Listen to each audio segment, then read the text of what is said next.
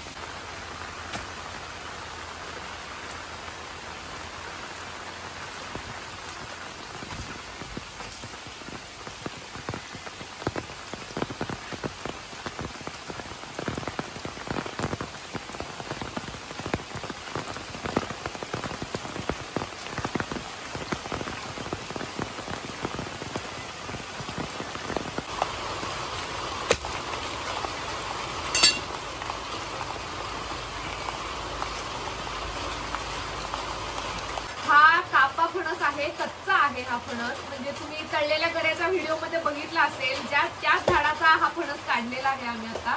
कारण ह्याचा गरा जाड आहे, त्यामुळं म्हणजे सोपा जातो काढायलाही।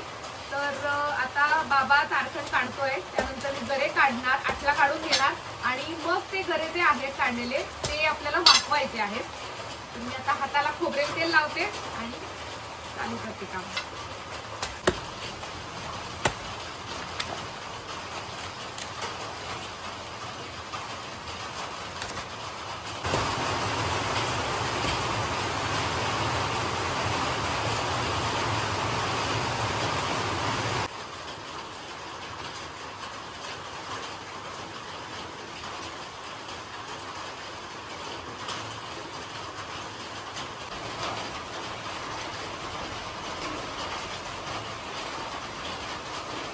गऱ्याची आठवण काढून झालेली आहे आणि त्याचे साधारण असे एवढे तुकडे करायचे आहेत बारीक।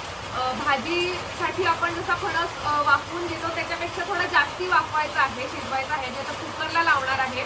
आणि छोटे तुकडे केल्यामुळे व्यवस्थित चांगलं जास्ती शिजेल। आणि बटाटा जसा आपण उकडून घेतो आणि नंतर तो मॅश करतो त्याच प्रकारे आपल्याला ह्याचं करायचं आहे। याच्याच बरोबर आईने वरी तांदूळ जे आहे ते धुतलेले आहेत, तर ते सुद्धा कुकरला लावायचे आहेत। दोन्ही मी आता कुकरला लावते याचे तुकडे करून।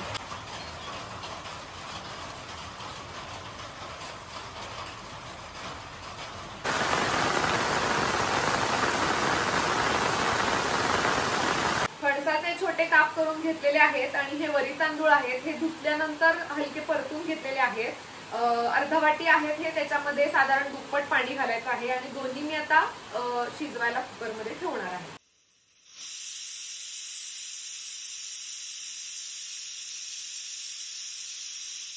साधारण 3 शिट्ट्या आता करून शिजवून घेतलेला आहे वरी तांदूळ आणि फणसाचे गरे जे होते ते। आता बाबा मिक्सरला लावतो आहे। हिरवी मिरची, कोथिंबीर, आलं आणि जिरं, थोडंसं मीठ असं मिक्सरला लावून वाटप करून घेतोय आणि मग ते सगळं एकत्र आपल्याला छान असं कुस्करून घ्यायचं आहे, एकत्र करायचं आहे।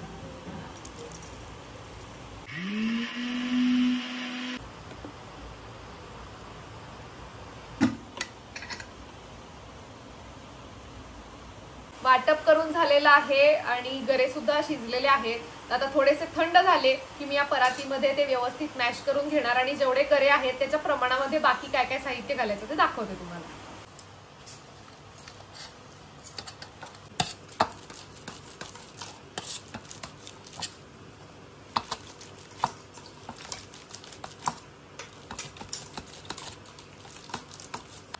हे शिजलेले वरी तांदूळ आहेत। आता काय घालायचंय? हे साबुदाणा,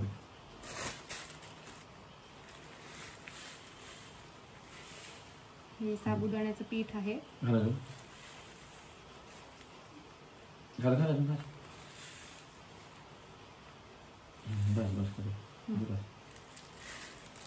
आणि आता वाटप।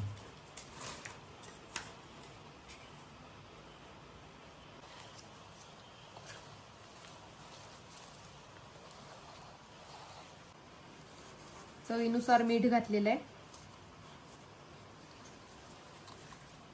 गरे शिजवताना थोडंसं चिमूटभर मीठ घातलेलं होतं त्याच्यामध्ये। हलकं तेल लावून घेतलेलं आहे. हे खोबरेल तेल आहे, खोबरेल तेलामध्ये करायचंय. आणि हे सगळं मिश्रण एकजीव झालेलं आहे, तुम्ही बघत असाल अजिबात चिकटत नाहीये हे.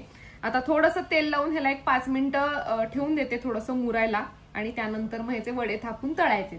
वड्यासोबत लावायला चटणी बनवतोय बाबा, तर त्याच्यासाठी हे खोबरं आहे, सुक्या मिरच्या आहेत, कोथिंबीर, मीठ आणि थोडीशी साखर आहे. तर आता हे मिरच्या अगोदर तळून घेणार आहे आणि मग मिक्सरला लावायचं.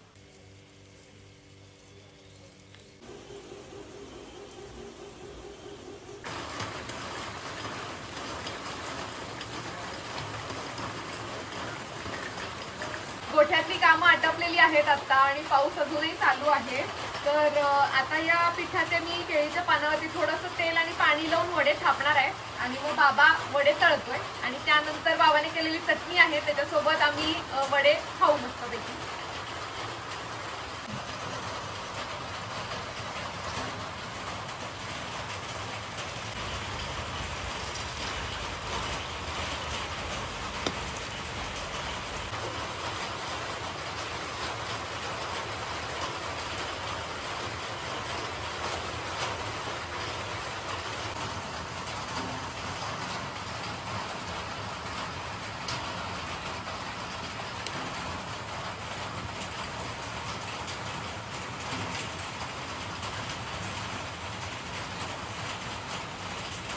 वा,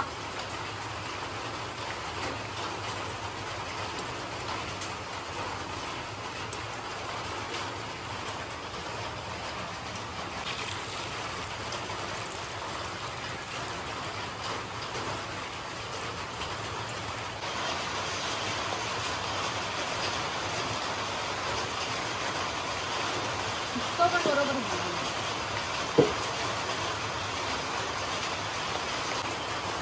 कुठे हा पण उलट हात चांगला फुटतो असं वाटतं मला. पातळ असून फुटतो चांगला आणि कुरकुरीत होतो. मग त्यामुळे जास्त जाडं त्यामुळे फुटतो जास्त मोठा दिसताना दिसतो, आतमध्ये कच्चा राहतो.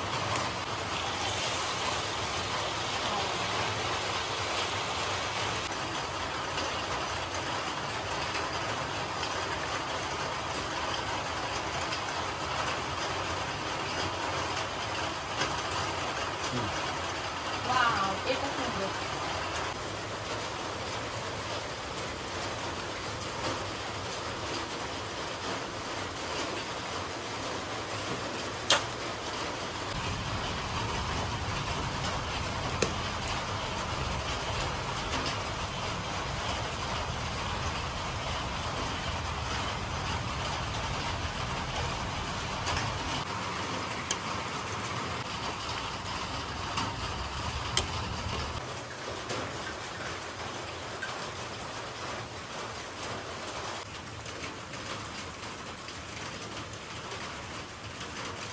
आता बाबांनी तयार केलेले फणसाचे उपवासाचे वडे तयार झालेले आहेत. तर बाबा आता टेस्ट करून बघतोय त्याने केलेल्या चटणी सोबत.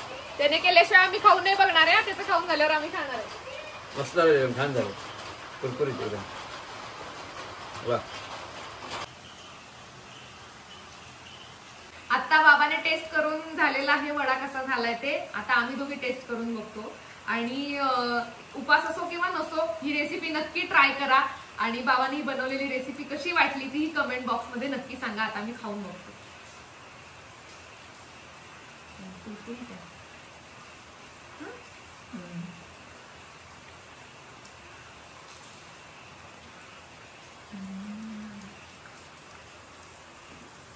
चांगलं केलंय हो बाबांनी.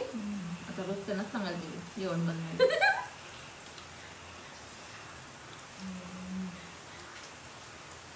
वा.